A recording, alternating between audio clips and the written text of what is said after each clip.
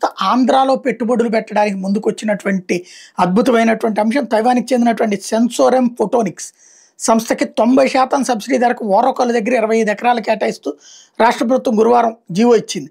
ఈ సంస్థ 1057 కోట్లతో ఓరకొల వద్ద కాంట్రాక్ట్ ఇమేజ్ సెన్సార్ మాడ్యూల్ తయారీ యూనిట్ ఏర్పాటు చేయబోతుంది. యూనిట్ ద్వారా 622 మందికి ప్రత్యక్షంగా ఉపాధి ఇవ్వబోతోంది. స్టేట్ ఇన్వెస్ట్మెంట్ ప్రమోషన్ బోర్డులో తీసుకున్న నిర్ణయం ప్రకారం భూమి ధరలో 90% సబ్సిడీ అంటే కేవలం 10% ధర చెల్లించడం ద్వారా 25 ఎకరాలను కేటాయించనున్నట్టు ఆ ఉత్తర్వులో పేర్కొన్నారు. దీంతో పాటు 40% క్యాపిటల్ సబ్సిడీ అంటే సుమారు 423 కోట్లు సబ్సిడీ ఇవ్వడానికి ప్రభుత్వం ఆమోదం తెలిపింది.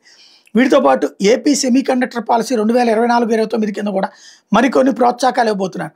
కేంద్ర ప్రభుత్వ ఇండియా సెమీకండక్టర్ మిషన్ ISM 1.0 పథకం గత డిసెంబర్ 31తో ముగిసినా కూడా కంపెనీ కోరిక మేరకు ఆ పథకం కింద ఈ ప్రాజెక్ట్ ఆమోదింపజేయడానికి కేంద్రానికి ప్రతిపాదనలు పంపడానికి రాష్ట్ర ప్రభుత్వం ఆమోదం తెలిపింది.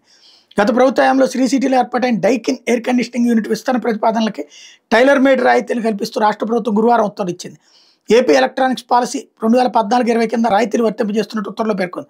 దీంతో పాటు కొత్తగా పెట్టనున్న 2475 కోట్ల విస్తరణ పెట్టుబడికి ఏపీ ఎలక్ట్రానిక్స్ పాలసీ కింద 30% క్యాపిటల్ సబ్సిడీ, 5% ఎంప్లాయ్మెంట్ సబ్సిడీతో పాటు అనేక ప్రోత్సాహకాలను కూడా ప్రకటించింది.